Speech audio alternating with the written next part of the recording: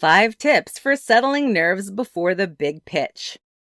When you're preparing a sales pitch or presentation, it's typical to feel a bit nervous. In fact, 75% of adults, that's 3 out of 4, have reported struggling with glossophobia, which is a fear of public speaking.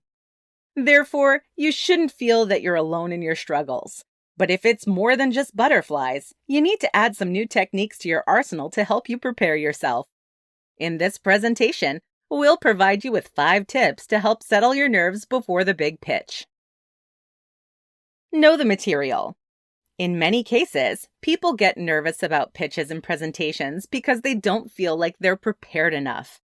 You've probably heard practice makes perfect, and this is definitely true when it comes to presentations. The more you practice, the less you'll worry about not being prepared, and the more confident you'll seem. Of course, knowing the material is more than just knowing what is on the next slide. It also means that you understand what you're presenting. Many people don't understand how what they're selling works.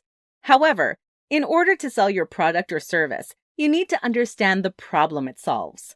This brings us to the next step. Research the audience. In the first tip, we focused on being prepared by knowing the material you're presenting to the audience. However, preparation also involves knowing your audience and adapting the material to fit them. This is one reason why you shouldn't have a script, because you may miss a few necessary points, but you must be prepared to answer questions that may be asked. When you know who'll be in the audience, you can learn to anticipate the questions and prepare your answers. Consider reaching out ahead of time to find out more about your audiences so you can be ready. Have a map, not a plan. When preparing a presentation or pitch, many people try to create a plan. However, this isn't always the most ideal way to do it. Instead, consider your pitch or presentation as a map around your product or service.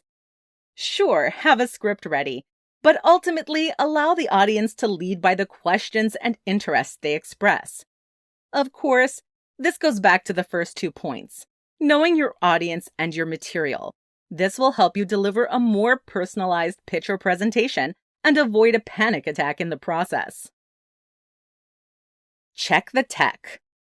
Keep in mind that different venues will have different tech.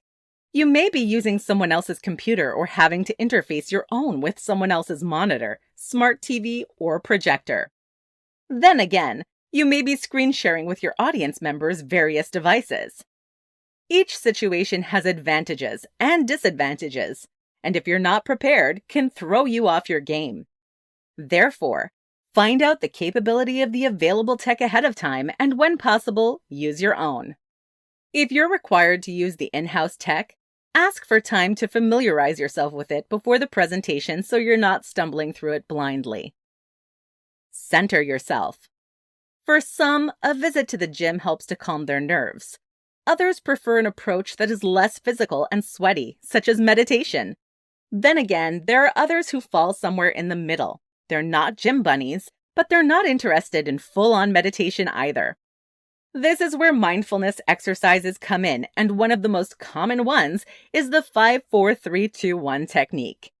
In this technique, you simply focus on 5 things you can see, 4 things you can hear, 3 things you can feel, 2 things you can smell, and 1 thing you can taste.